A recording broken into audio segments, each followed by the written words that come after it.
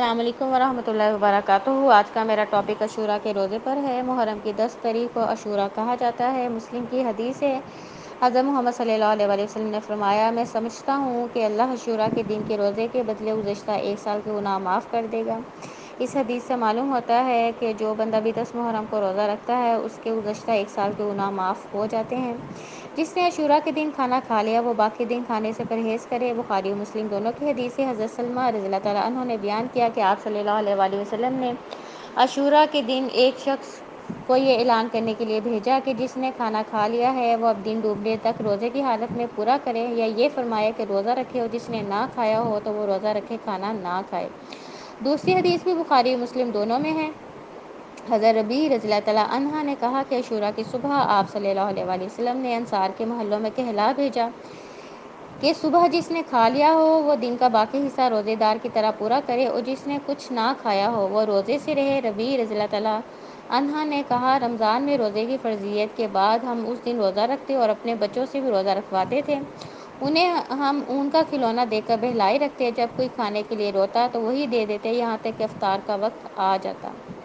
اب ان دونوں احادیث سے عاشورہ کے روزے کی اہمیت کا اندازہ ہوتا ہے کہ عاشورہ کے دن اگر کسی نے صبح فرض کریں ناشتہ کر بھی لیا ہے تو پھر اسے کیا چاہیے کہ وہ مغرب تک کچھ نہ کھائے اور روزہ پورا کرے۔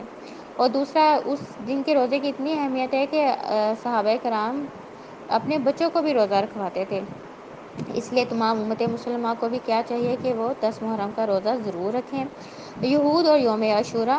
مسلم کی حدیث ہے، حضرت محمد صلی اللہ علیہ وسلم مدینہ تشریف لائے تو یہودیوں کو یوم عاشورہ کا روزہ رکھتے دیکھا، تو پوچھا تم اس دن روزہ کیوں رکھتے ہو؟ انہوں نے جواب دیا، یہ عظمت والا دن ہے، اس دن اللہ تعالیٰ نے حضرت موسیٰ علیہ السلام اور ان کی قوم کو نجات دی اور فرعون اور اس کی فوج کو غرق کر دیا، تو حضرت موسیٰ علیہ السلام نے بطور شکر اس دن روزہ رکھا، اس لیے ہم یہ روزہ رکھتے ہیں۔ آپ صلی اللہ علیہ وسلم نے فرمایا، موسیٰ علیہ السلام سے تمہاری نسبت ہم زیادہ قریب ہیں، اس لیے آپ صلی اللہ علیہ وسلم نے خود بھی روزہ رکھا اور صحابہ کرام کو بھی روزہ رکھنے کا حکم دیا۔ دوسری حدیث بخاری و مسلم دونوں میں ہے۔ حضرت ابن عباس رضی اللہ تعالیٰ عنہ کہتے ہیں کہ میں نے آپ صلی اللہ علیہ وسلم کو سوائے عاشورہ کے دن کے اور رمضان کے مہینے کے اور کسی دن کو دوسرے دنوں سے افضل جان کر خاص طور پہ قصد کر کے روزہ رکھتے نہیں دیکھا، کہ آپ صلی اللہ علیہ وسلم رمضان میں بھی جو ہے روزہ رکھنے کا بہت اہتمام کیا کرتے تھے، اسپیشلی 10 رمضان کو روزہ ضرور رکھتے تھے۔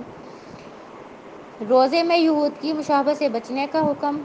آپ صلی اللہ علیہ وسلم نے 10 کے ساتھ 9 محرم کے روزے کو ملانے کی خواہش کا اظہار فرمایا۔ مسلم کی حدیث ہے، حضرت عبداللہ بن عباس رضی اللہ تعالیٰ عنہ کہتے ہیں، آپ صلی اللہ علیہ وسلم نے عاشورہ کا روزہ رکھا اور لوگوں کو بھی اس کے رکھنے کا حکم دیا، تو لوگوں نے کہا، اللہ کے رسول صلی اللہ علیہ وسلم، یہ وہ دن ہے جس کی یہود و نصارہ عزت کرتے ہیں۔ آپ صلی اللہ علیہ وسلم نے فرمایا، جب اگلا سال آئے گا اگر اللہ نے چاہا تو ہم 9 تاریخ کا روزہ بھی رکھیں گے، لیکن اگلا محرم آنے سے پہلے آپ صلی اللہ علیہ وسلم کی وفات ہوگی، چنانچہ 10 محرم کے ساتھ 9 محرم کا روزہ رکھنا افضل ہے۔